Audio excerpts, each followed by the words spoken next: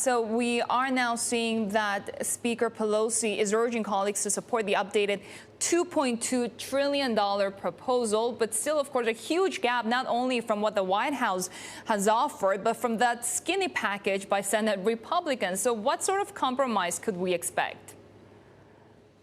Absolutely. There's several different factors all going into this. I mean, they've been stuck at this impasse since early August, with Democrats saying that the Republicans need to come up and allow them to spend more money to make sure that they're addressing this crisis, and Republicans saying, no way, we've already spent enough. We need to think about, fiscal conservative. You guys can't spend that much. The Democrats are at $2.2 trillion. White House has gone as far as $1.5 trillion. I mean, at this point, it's just a question whether Pelosi and Mnuchin are able to sort of come to a compromise. They both have external pressure on them. We've heard Federal Reserve say that we do need more stimulus.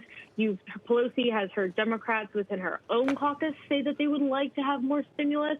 And so there's a will to get this done, but it's incredibly difficult right now, as we've seen through the last couple months, particularly with an election just 5 weeks away.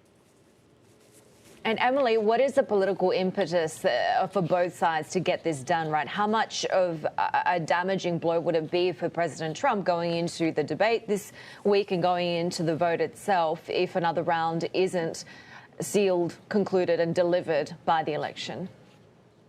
I mean, whatever race that you're looking at for this upcoming November, the number one issue is the coronavirus and the response to the coronavirus. And yes, while Americans had the initial check, while businesses had the initial funding, all of that has kind of gone away at this point for the most part.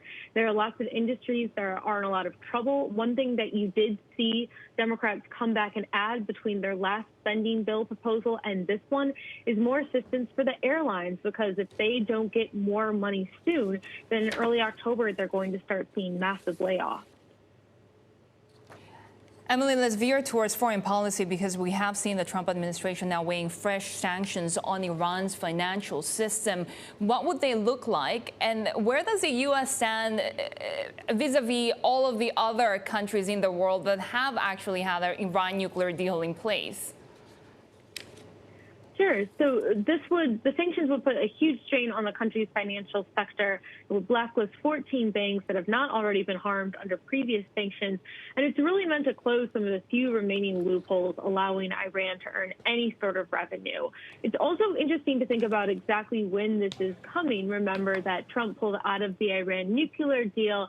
Biden has come out recently and said that if he wins, he would want to get back into that nuclear deal. But with these sanctions, it would make it just a little bit harder for Biden to go through and actually be able to get the U.S. back to where it was under the Obama administration.